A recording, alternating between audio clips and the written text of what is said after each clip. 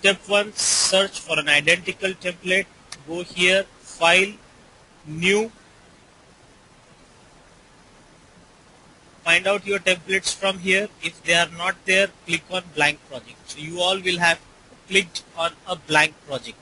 You will start seeing blank project. Go to blank project now. You might see a timeline screen by default. You want to remove that. We have done this before. To remove the timeline on top, you can just click on view and then you can just deselect the timeline. That way your timeline view on top will have gone and you can see only Gantt chart. Okay. So what we have done, let me repeat once again. We wanted to start a new project. Best practice is every project should be based on a template. Just like you use templates for risk log, issue log, business case, project charters, you should use template for Microsoft project as well. But because we do not have one, we are beginning from scratch. But by the time we complete this project file, we will save a template and we will see what to reuse and how. Okay. Second step, every project must have a name, a title, a metaphor. That is, what is this project about and the objectives. So step 2, I now need to give a name to my project. The title of your project appears here. So when you create your project title, it will come as the top level tasks of your project. You see this one, the top level WBS, it shows project scheduling using Microsoft project. So if I give website for customer X, it will come here. Okay. So go to your project. In your project, go to File. Go to, by default, info screen is shown. On the info screen, click on project information. You will see advanced properties. When you click on advanced properties, you should see project properties. This is standard Windows feature. In all Windows softwares, you can give your file name and person name and any comments. Yeah. Here you should document your project. So my project is ProjectingIT website. So I can write ProjectingIT website development. You can give whatever projects you are looking for. The author name comes up from your user installation on Microsoft. You can give the company for whom you are doing the project. You can give your project manager name or your manager name. You can give comments like what is this project about and objectives, and then say OK. Can you do this please?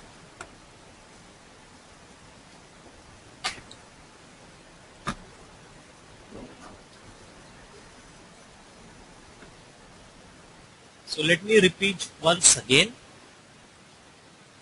You will give the project title, that is the name or mission of your project, in the project dialog that can be accessed from File, Info, Project Information. Click on that, you will see Advanced Properties. Dialog box comes up, enter the name of project, and then to display the project name, you go to Format, click on Project Summary Task, make sure it is checked, make sure Summary Task is checked, and you will have your project title appearing on the top. This is your top level WBS. Okay. When we start creating project phases and activities within each phase, they will all appear under the main task. You see that it has been given a ID 0. Microsoft gives IDs, unique IDs to each task. However, this task is not created by us. This is an internal task for Microsoft. That is why it is given as a 0 ID. This task will span from the day 1 of the project till the last task of the project. So everything comes under this task. Yeah, it is enabled by project summary task. It shows the name that you gave in the properties dialog box. Selecting the scheduling regime means what do you know about your project and what do you want Microsoft to calculate for you. For example, I know that my project will start from next Monday, which means when I insert tasks, when I insert efforts, when I create dependencies, when I assign people to the project, Microsoft should use my project start date to identify what will be my project finish date. If you do backward scheduling, it means I know when I expect this project to complete. So when I enter all scheduling information, Microsoft should calculate when I should start to complete by that date. Forward scheduling means you enter the start date and you find finish date. Backward scheduling means you enter the finish date and you find the start date. Let's take an example. I have got only 2 tasks on my project. Each task takes 5 days. So task 1, 5 days. Task 2, another 5 days. Let's do it with example here. So I've got 2 tasks. Task 1 takes me 5 days and task 2 takes me 5 days. They are both dependent on each other. T2 is dependent on T1. So I say, well, T2 is dependent on T1. So if you see on the right side, you will see that there is this dependency relationship created. Forward scheduling means when T2 should begin, based on efforts and dependencies and availability of people and bank holidays, you want to calculate when T2 will finish. So you enter start date for T1 and you identify finish date for T2. That's forward scheduling. Backward scheduling means you want T2 to finish by 30th of October. Based on that, you identify what is the latest or earliest start for T1 so that T2 can finish on time. Let's take example again. I have T1. I go to project and in project information dialog, I say I am scheduling from project start date, that is forward scheduling. My project begins on, let's say, 15th of October.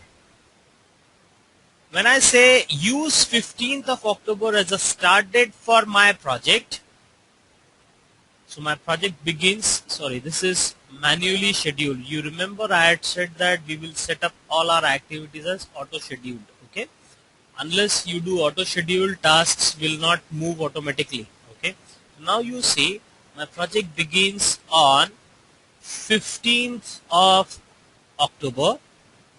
If you have holidays, Microsoft will use all the holidays and calculate the finish date of T2, which is coming to 28th. So if you begin this date, you will complete this date. If you have some more tasks, you add the dependencies and project completion date is identified. Now let's take the other way. I go back again to project information dialog. Instead of schedule from, I now say, but I know only finish date. I want to finish by, let's say, 4th of November. So now Microsoft works backward to identify if you have to finish by 4th of November, the earliest start date should be 22nd of, the earliest start date for T1 should be 22nd of October, so that you can finish on time. Now remember, this is the only place where we are expected to enter dates. People tend to enter the task date themselves. These dates should not be entered by us.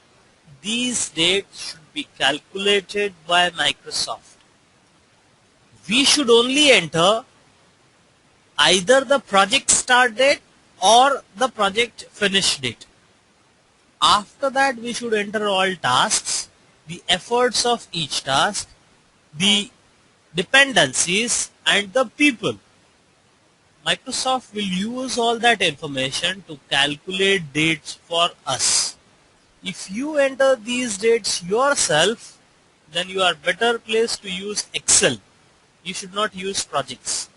In fact, I recommend to the beginners that they even hide these columns if they are having a habit of entering the dates themselves. Yeah. Let us now do this once again. I want you to go to Project Info. Come here. Either use start date.